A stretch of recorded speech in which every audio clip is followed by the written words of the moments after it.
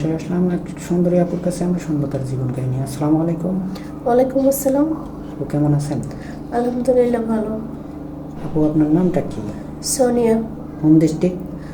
নওগাঁ। নওগাঁ। আপনার পরিবারে কে কে আছে? আমার পরিবারে আমার আম্মু আছে, বাবা নাই। আপনার বাবাটা কি হয়েছে, মারা গেছে? জি। ও আচ্ছা, তাহলে আপনাদের পরিবারটা এখন কিভাবে চলতেছে? এই যে আম্মু কাজ করে বাসা বাড়িতে, ওই টাকা দিয়েই চলে। ও আচ্ছা, তো আপনি কোনো কাজ করেন না? সেলাই মেশিন টেশিনের কাজ শেখেন নাই? না।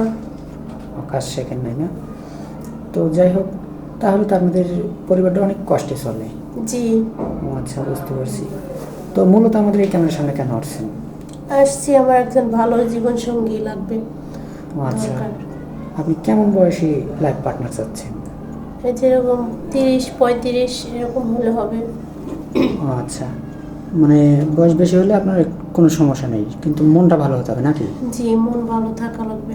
মানে আপনার সাথে সবসময় যেন ভালোবাসা দিয়ে আগলে রাখতে পারে, এটাই তো? হুম। তো শুধু আপনাকে ভালোবাসা দিয়ে আগলে রাখবে, আপনি তাকে ভালোবাসা দিয়ে আগলে রাখবেন না? হ্যাঁ, রাখবো তো।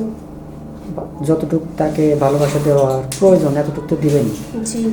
কখনো তো তার সাথে কখনো ছলচাতুরি করবেন না। না না। তো আমাদের এই চ্যানেলে অনেক দেশি প্রবাসী ভাই নক দিয়ে থাকে।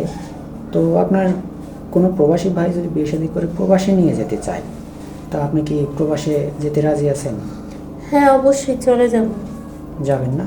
জি। যদি দেশে রেখে যায়, তো আবার তো আপনি অন্য ছেলের হাত ধরে কোথাও আবার পরকে করে চলে যাবেন না? না, কোথায় যাব? নিজের হাজবেন্ডের সাথে বিয়ে হইলে আমার হাজবেন্ডের সাথেই থাকার চেষ্টা করব।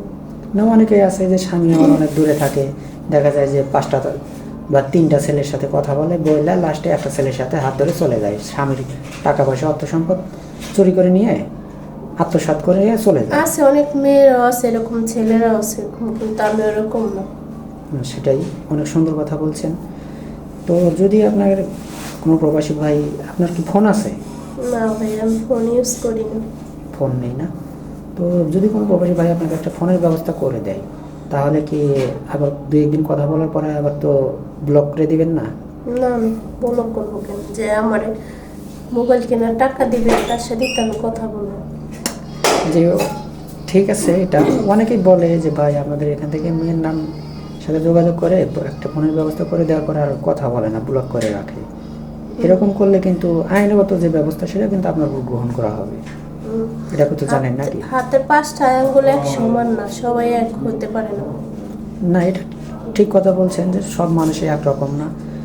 কেউ আসে ধোঁকাবাজি করার জন্য, আবার কেউ আসে যে একটা জীবন সঙ্গীর জন্য। তো যাই হোক, আমাদের নাম্বার দেওয়া থাকবে।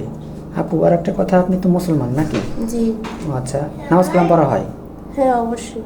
ও আচ্ছা, তো আপনি লেখাপড়া কতটুকু করছেন?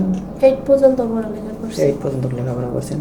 তো আমাদের নাম্বার দেওয়া থাকবে, ইমো হোয়াটসঅ্যাপ আছে, কেউ অযথা ভিডিও কল দেবেন না। ভালো থাকবেন, সুস্থ থাকবেন, এবারে শেষ করছি। আল্লাহ হাফেজ।